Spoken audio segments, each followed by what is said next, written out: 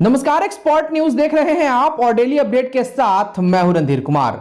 दहेज के लिए हत्या कर नदी किनारे शव को दफनाया, फिर पुलिस ने कब्र खोद कर निकाला शव। सुनकर अजीब लग रहा है ना। मामला पश्चिमी चंपारण के साठी थाना क्षेत्र से है, जहां एक सप्ताह में 2 लाश मिलने से क्षेत्र में सनसनी फैल गई है। ताजा मामला थाना क्षेत्र के सिंहपुर गांव का है, जहां शुक्रवार की शाम दहेज के लिए विवाहिता की हत्या कर शव को छुपाने का मामला प्रकाश में आया है। इस संदर्भ में 38 वर्षीय विवाहिता रीना देवी के भाई मुफस्सिल थाना क्षेत्र के हरदिया पूर्वी टोला निवासी पिंटू पटेल ने थाने में आवेदन देकर हत्या की प्राथमिकी दर्ज करवाई है। अपने दिए गए आवेदन में पिंटू ने बताया कि 12 वर्ष पूर्व अपनी बहन की शादी सिंहपुर निवासी मंकेश्वर पटेल से की थी। आरोप है कि परिजनों ने मिलकर हत्या कर साक्ष्य छुपाने के नियत से पड़ई नदी और करताहा नदी के बीच डोकरी जंगल में नदी के किनारे जमीन में शव को गाड़ दिया था। घटना की सूचना मिलने पर जब वह अपने बहन के घर पहुंचा और पूछताछ की तो लोगों ने बताया कि उसकी तबीयत खराब है, इलाज के लिए गई हुई है। उसे शक हुआ और फिर थाने को सूचना दी। सूचना मिलते ही थाना अध्यक्ष धीरज कुमार, अपर थाना अध्यक्ष जितेंद्र कुमार, दरोगा जैसल कुमार, उमेश कुमार व चौकीदार विनोद यादव, शेषनाथ पासवान, ललन यादव, विनोद राम और राम बाबू के साथ घटनास्थल पर पहुंचकर पुलिस शव की बरामदगी के लिए छापेमारी शुरू कर दी। रात भर पुलिस छापेमारी करती रही, लेकिन कोई सुराग नहीं मिला। फिर शनिवार को गुप्त सूचना के आधार पर पुलिस द्वारा डोकरी जंगल से करताहा नदी के किनारे जमीन खोदकर शव को बरामद कर लिया गया। इस संदर्भ में थाना अध्यक्ष धीरज कुमार ने बताया कि प्रथम दृष्टया मामला पारिवारिक कलह का लग रहा है। प्राथमिकी दर्ज कर मामले की छानबीन की जा रही है। उसका मालिक उसको मार के मुआ दिया था और उसके बाद घर से बुलोरो में लेके गया मैना था, उधर से लेके भाग गया है। तिरमुहार नदी के पास उसको रखा था। हम लोग पुलिस के साथ पहुँचे वहाँ, फिर लाश लेके वो लोग भाग गया। धनकुटवा के पीछे एक नदी है, वो नदी के किनारे उसको गाड़ दिया था। फिर कहीं से पता लगा है, हम लोगों को गए हैं, जाके लाश निकाले हैं। फिर थाना को फ़ोन किए, थाना आया है, केस हुआ है।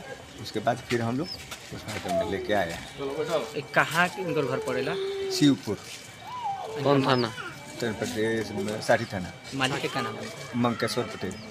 वजह से कोई झगड़ा नहीं था। मोतिहारी के बेलवनवा स्थित केडीएम पब्लिक स्कूल में सांस्कृतिक कार्यक्रम का आयोजन किया गया। इस अवसर पर मुख्य अतिथि प्रोफेसर राम निरंजन पांडे, विशिष्ट अतिथि professor Karmatma Pandey, professor JC Giri, doctor Dilip Kumar, doctor Manjay Kumar, doctor Himanshi Pandey, J Jha, Bhushan Kumar, Santosh Roshan आदि विद्वानों के द्वारा फीता काटकर विधिवत रूप से दीप प्रज्वलित कर कार्यक्रम का शुभारंभ किया गया।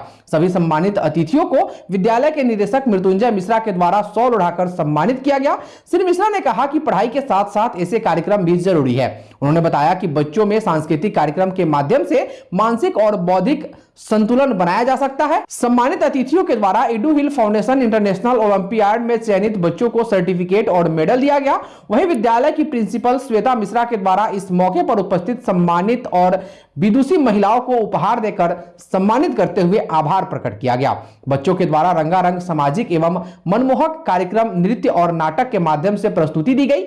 इस मनमोहक कार्यक्रम को आकर्षक बनाने में विद्यालय के शिक्षक सौरभ शिखर, अवधेश व शिक्षिकाओं में आदर्शिका, स्मृति, कोमल, राधिका, नीतू श्रीवास्तव, पूजा, नेहा तथा अंजू ने अहम भूमिका निभाई। आकर्षक प्रस्तुतियों में लोक नृत्य, झिझिया, रामकथा, सामाजिक कुरीतियों से संबंधित नाटक, नारी सशक्तिकरण और होली के गानों के कार्यक्रम के साथ साथ यह कार्यक्रम संपन्न किया गया। इस कार्यक्रम में अपराजिता, भूमि, इशिका, शिवांशी, प्रियांशी, अर्चना, रौनक, सूरज, गौतम, गोलू, अभिषेक सहित विद्यालय के अन्य बच्चों ने भाग लिया। इस अवसर पर पहुंचे इन बच्चों के अभिभावकों ने कार्यक्रम को देखा और खूब तालियां बजाई।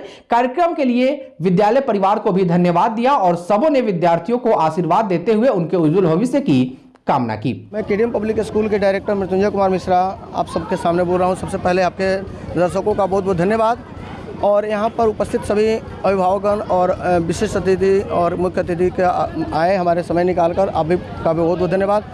बच्चों का कार्यक्रम जो होता है, पढ़ाई के साथ साथ कार्यक्रम भी बहुत ज़रूरी होता है। बच्चों का रूपरेखा तैयार किया जाता है कार्यक्रम करा करके। बहुत सारे बच्चे जो ऐसे होते हैं जो पढ़ाई के माध्यम से नहीं निकलते हैं, तो उनको कार्यक्रम करा करके उनको एक्टिवेट किया जाता है। और हम लोग का एक प्रयास रहता है कि बच्चों को एक अच्छा से अच्छा जो है मैंने प्रारूप तैयार करें, जिससे बच्चों को पढ़ाई के माध्यम से बच्चों को आकर्षक चीज़ों से बनाकर हमारा टू द पॉइंट होता है पढ़ाई की तरफ लाना। मेन मोटो होता है पढ़ाई की तरफ। कई सारे ऐसे कार्यक्रम हैं, बच्चे जो बाहरी दुनिया में जा करके तब वो पढ़ाई की तरफ आना चाहते हैं, तो हम लोग ये बीएड में किए हुए हैं। तो हमारा मोटो होता है खेल खेल में पढ़ाना। तो एक कार्यक्रम करा कर के कार्यक्रम के माध्यम से भी हम बच्चों को पढ़ाने का काम करते हैं। जैसे हम लोग कहते हैं क्या कि गोला बना बना कर घेरा लगा करके पढ़ाते हैं। बच्चे कहते हैं क्या कि सर 5 5 5 5 10 कैसे हो गया, तो हम लोग करते हैं कि 5 इधर है 5 इधर है, तो हम लोग इधर उधर बच्चों को भेज देते हैं। आप कहते हैं गिनो, तो 1 2 3 4 5 10 कहता है। तो हम लोग कार्यक्रम के माध्यम से बच्चों को तैयार करते हैं और ये हम लोग का जो एक वार्षिक कार्यक्रम होता है। और हम लोग प्रयास करते हैं कि हमारे बच्चे शिक्षा के क्षेत्र के साथ साथ हमारे जो सांस्कृतिक सामाजिक और कई जो ट्रेडिशनल लोक नृत्य है उसको भी जानें, क्योंकि लोक नृत्य हमारा जो विलुप्त होते जा रहा है। तो हम ही लोग उसके जो है बता सकते हैं कि लोक नृत्य होता क्या है, लोक नृत्य का माध्यम क्या होता है, हम कैसे आगे ट्रेडिशनल चीज़ों को भूलते जा रहे हैं। जैसे कई बार लोगों को बताया कि हम बर्थडे मनाते हैं लेकिन जन्मदिन को समझ नहीं पाते हैं, विवाह को नहीं समझ पाते हैं, मैरिज मनाते हैं, लेकिन इन सभी चीज़ों को हम कार्यक्रम के माध्यम से बच्चों को बताते हैं।